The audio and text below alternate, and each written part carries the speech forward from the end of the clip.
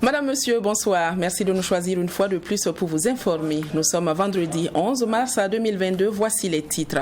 Point de presse à Ouagadougou de l'ambassadeur de France au Burkina Faso et du commandant de la force Barkhane.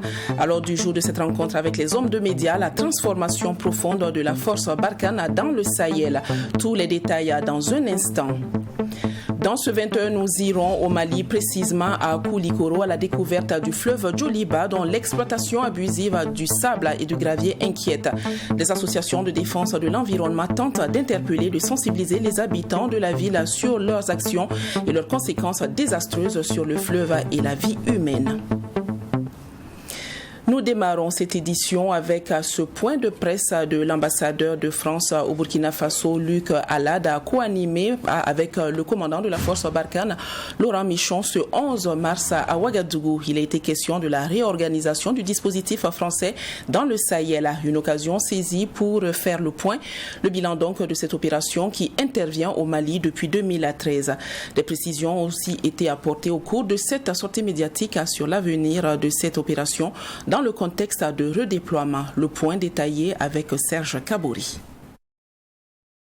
La question du retrait de l'opération Barkhane au Mali, la réarticulation du dispositif français dans le Sahel et l'avenir de Barkhane, autant de questions qui ont été abordées ce vendredi par le commandant de l'opération Barkhane, le général Laurent Michon, et l'ambassadeur de France au Burkina Faso. Sur la question de la lutte contre le terrorisme dans la zone des 3 frontières, la France entend continuer la lutte avec les pays qui souhaitent son appui, suivant certaines conditions. Nous allons poursuivre l'appui que nous pouvons procurer aux armées nigériennes, burkinabées et maliennes dans la zone des 3 frontières, par les airs par exemple, à une unique condition, je parle pour le Mali, qu'il n'y ait pas de Wagner.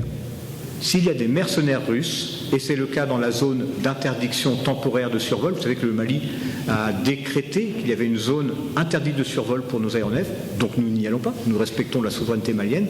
Là, nous n'appuierons plus les Maliens ou la force conjointe G5. C'est le cas par exemple à Boulikessi. Présente au Mali depuis 2013, la force Barkhane, selon son commandant, a été à la base de plusieurs changements positifs de concert avec l'Union européenne. L'augmentation des capacités des FAMA, donc les forces armées maliennes sont passées de 7 000 à 40 000 hommes en 8 ans de Barkhane. Nous ne sommes pas les seuls acteurs et l'Union européenne a fait beaucoup pour cela également, et d'autres acteurs. Les FAMA sont capables de se redéployer en autonomie. Et nous avons pu, par exemple, procéder à une relève sur position dans certaines garnisons du Nord-Mali avec des unités FAMA reconstituées conformément aux accords de paix de 2015. Mais vous le savez tous, le choix désormais de pouvoir politique à Bamako est un peu autre. Seulement, depuis l'arrivée des nouvelles autorités maliennes, la coopération avec la France bat de l'aile et le retrait de Barkhane est en cours. L'élément de rupture, vous le connaissez tous, c'est le choix politique de Bamako et le fait que, donc, entre Européens, le président de la République française et ses homologues européens ont décidé le retrait de Barkhane du Mali. Concrètement, ça va se passer en sûreté tactique, en coordination avec l'état-major malien. Donc nous, entre militaires, mettons en œuvre ces décisions politiques en nous coordonnant avec le général Diarra et localement avec les chefs maliens. Le but est le suivant, c'est à la fois sans délai, comme le dit le Premier ministre malien, le plus vite possible, c'est aussi ce que souhaitent les Européens, mais le plus vite possible en étant raisonnable au sens du vide sécuritaire qu'il faut éviter.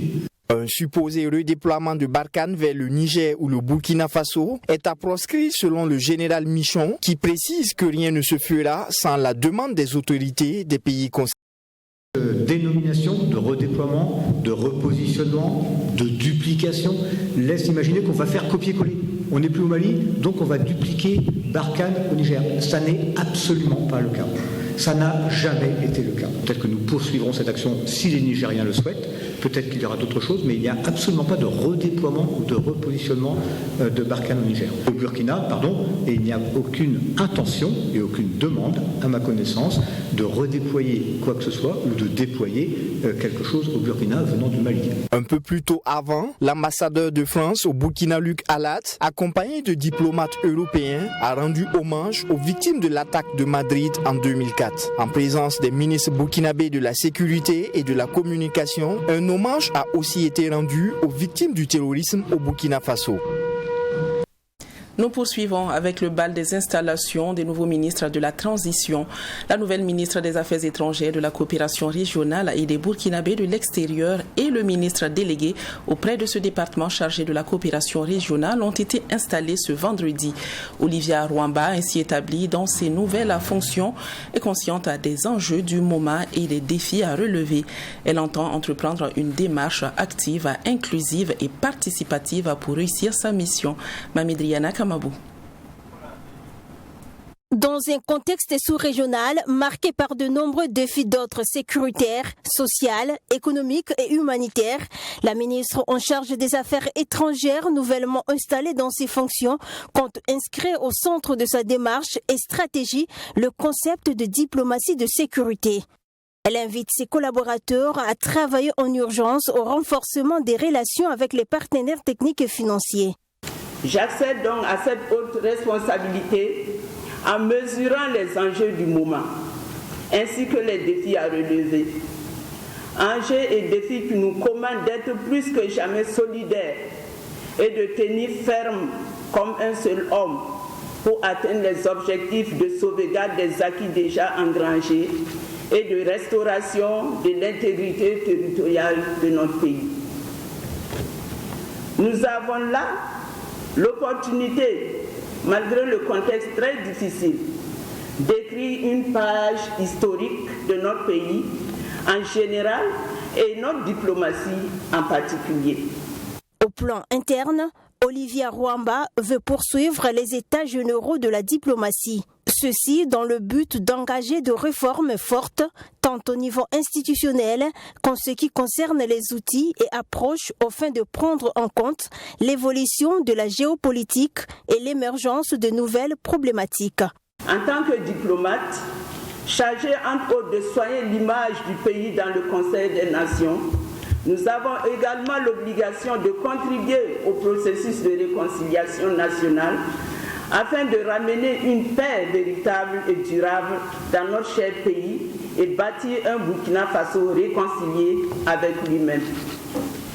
Pour ce faire, la responsabilité revient à chacun d'entre nous, aussi bien individuellement que collectivement, de contribuer à asseoir une diplomatie réconciliée avec elle-même.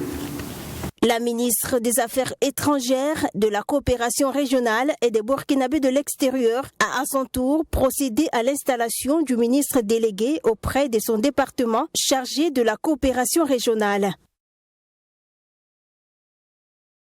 Boukari Sawadogo, ex-directeur du guichet unique du foncier, a été installé hier 10 mars 2022 dans ses nouvelles fonctions de ministre de l'Urbanisme, des Affaires foncières et de l'Habitat.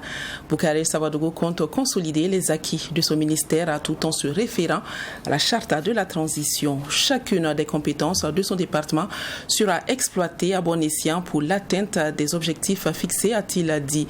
La cérémonie d'installation du ministre s'est tenue en présence de collègues, amis et familles. Reportage de Salimatou Zongo avec la voix de Sanata Siri.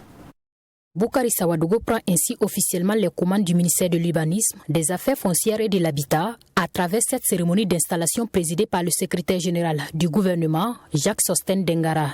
L'ex-directeur du guichet unique du foncier se réjouit de la confiance placée en lui. L'administration étant une continuité, le nouveau ministre promet consolider les acquis engrangés par son prédécesseur avec pour boussole la charte de la transition. Nous allons donc poursuivre la mission de ce département en apportant notre contribution et en ayant pour seule boussole la charte de la transition ainsi que la charte des valeurs qui consacre des références pour des valeurs sociétales, collectives, de référence dont M. le secrétaire général venait de rappeler Et je souhaite l'implémentation continue de ces valeurs dans notre ministère.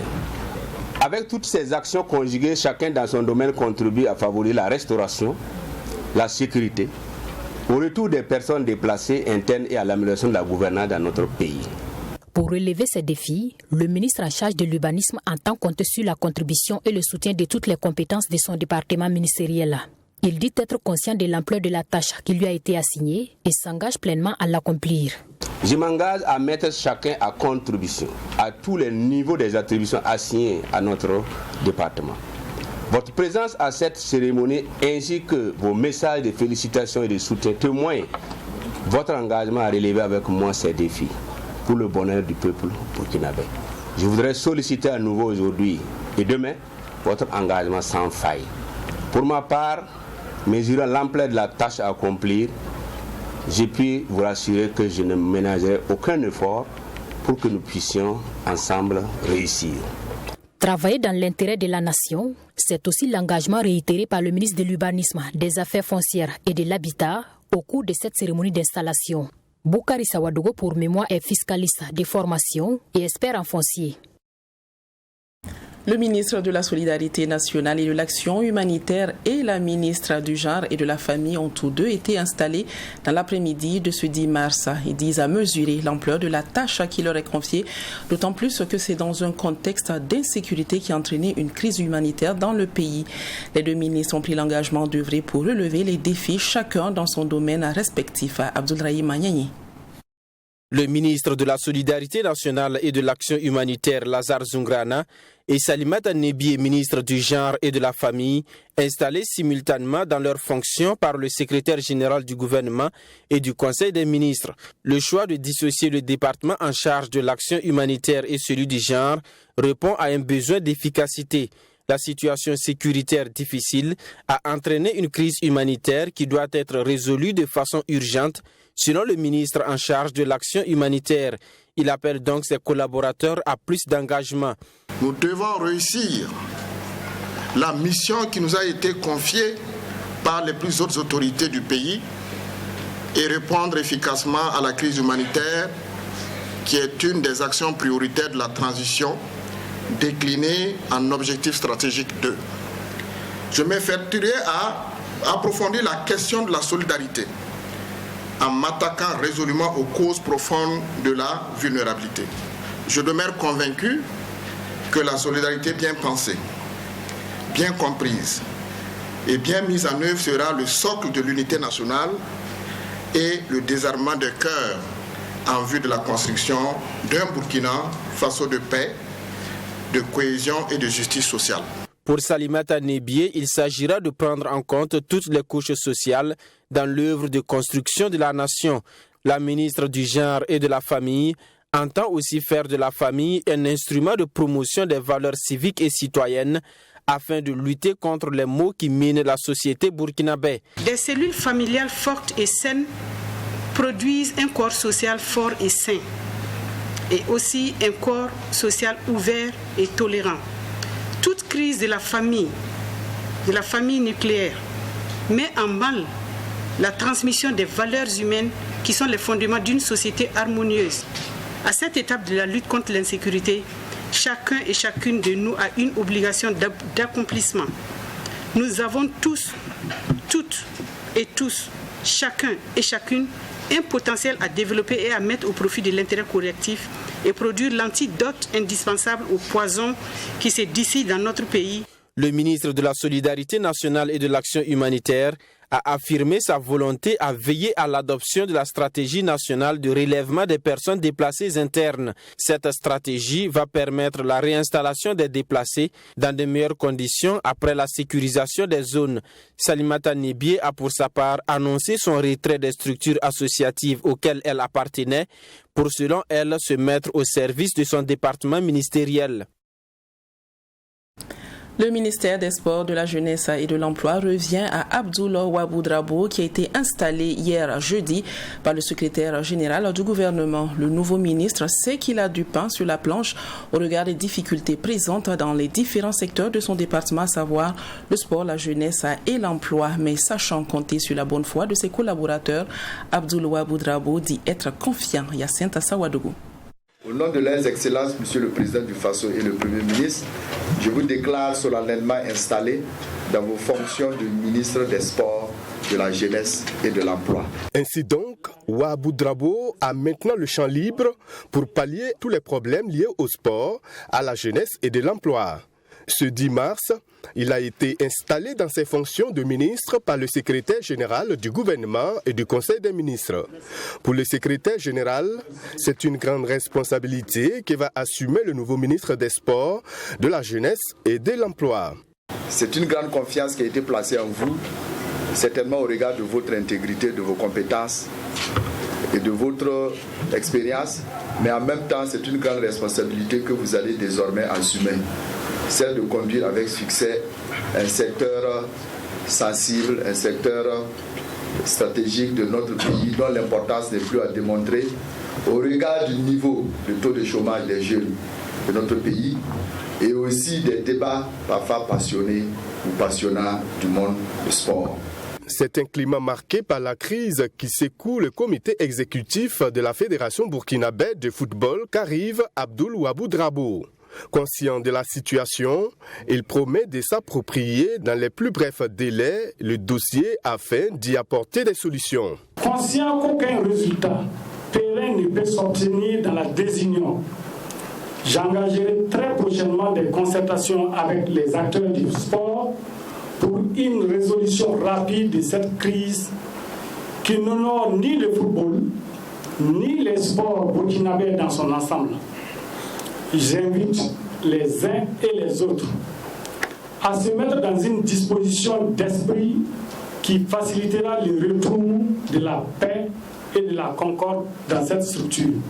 À cela, le ministre appelle ses collaborateurs à un franc accompagnement, ce qui va sans doute leur permettre d'atteindre les résultats escomptés. Chers collaborateurs, je mesure la difficulté de la tâche qui m'attend, mais je reste confiant, car je ne doute point de votre engagement et votre détermination à m'accompagner. C'est pourquoi je vous engage dès à présent à faire vôtre l'ensemble de ces principes, valeurs et priorités. Intégrez-les dans vos habitudes et dans vos comportements de tous les jours. Cela nous permettra sans nul doute d'atteindre les résultats attendus pour ce département ministériel.